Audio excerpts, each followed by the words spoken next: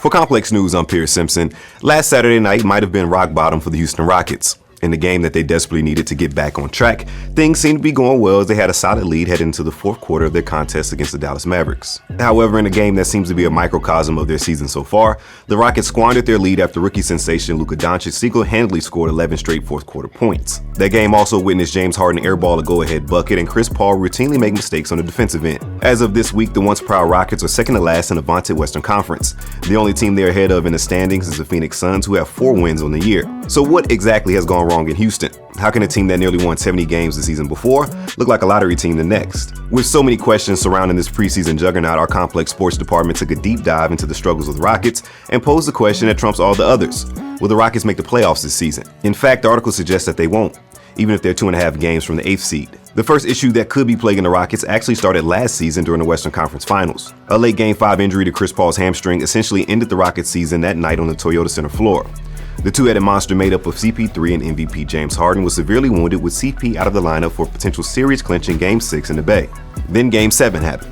The 27 straight missed three-pointers in Game 7 of the Western Conference Finals will go down as one of the worst performances in NBA history. The amount of missed shots paved the way for Golden State to waltz toward their 4th consecutive NBA Finals and eventually securing their 3rd chip in 4 years. Much like a boxer suffering a knockout blow, the Rockets never seemed to recover from the embarrassment of that Game 7 shooting performance, despite the optimism they had heading into this season.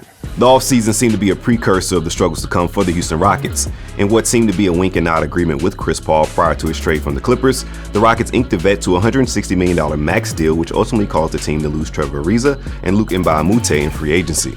Those 2 defensive pieces were replaced with Carmelo Anthony, who joined the team on a minimum deal after being bought out by the Atlanta Hawks. Some reports suggest that Melo's addition caused the strange retirement and unretirement of Jeff Bzdelik, who was coined as the defensive mastermind for the Rockets coaching staff. Fast forward through all of that, Melo was unceremoniously dumped by the Rockets, fueling the narrative that he was the scapegoat in all of this, just playing a mere 10 games with the club. In a cryptic tweet by NBA legend Dwayne Wade, he seemed to hint at deeper problems in Houston. Trying to make my guy Carmelo Anthony the fall guy, huh? Man, y'all need to stop.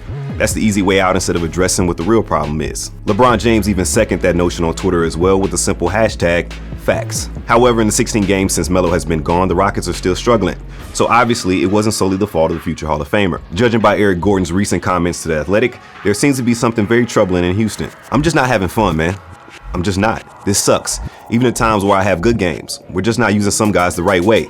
Are we going to make the right sacrifices? Do we have the right attitude? Eric Gordon has been involved in plenty of trade rumors, even rumors surrounding an absurd amount of first-round draft picks in an attempt to get Jimmy Butler from the Timberwolves to fix the Rockets' woes. But as the stats bear out, this team just isn't as good as the squad we saw last year. Last season, the Rockets had the top offensive rating in the league and had a top 10 defensive rating as well. This season, they're 9th in offense and 25th in defense. Not to mention they out-rebounded opponents at a blistering rate last season, only to turn around this year and get destroyed on the boards. Over the offseason, they re-upped with big man Clint Capella on a 5-year, $90 million contract, but with his minutes and expectations increasing, his production hasn't been to the level that his pay stub will suggest. As ESPN's Tim McMahon put it on the Zach Lowe podcast on Monday, this could be a case of Capella enjoying the fruits of his labor. Clint is obviously playing more minutes than he ever has. I think Capella enjoyed becoming extremely rich and had a little celebration tour this summer, and came back a little heavier. He wasn't quite as springy and energetic to start the season. The proverbial nail in the coffin for this Rockets squad could be Chris Paul's contract. Paul is due to make an average of about $40 million per season until 2022, when he'll be 36. So far, CP3 has missed a total of 5 games now, 2 to suspension and 3 for rest and nagging injuries. At age 33, his scoring, rebounding, and shooting percentages are all down. Last season, he shot 38% from 3 and 46% from the field. This season, those numbers have dipped to 34.5% and 42.5% respectively. With the reigning NBA MVP on his roster and the aging CP3 still putting up decent numbers, the Rockets are still one of the most talented teams in the league, but something still feels off. And if they don't get things solved quickly in the stacked Western Conference, the squad we thought to compete with the Golden State Warriors will only be competing for lottery positioning. They've been so desperate for valuable bench minutes, they've even been looking into signing free agent and legend J.R. Smith, because through him, anything is possible. Is it CP3's health? Is it the lack of bench depth? Is it James Harden? Or is it Mike D'Antoni? Can J.R. Smith save them? Who knows what the real issue is, but as we currently stand today, the Rockets are in trouble, and a team that's flirting with the luxury tax shouldn't be near the bottom of the standings. And if that remains, things could be changing in H-Town. But like always, we want to hear your thoughts. Let us know in the comment section down below, and be sure to keep it locked to Complex News by subscribing to us on YouTube. For Complex News, I'm Pierce Simpson.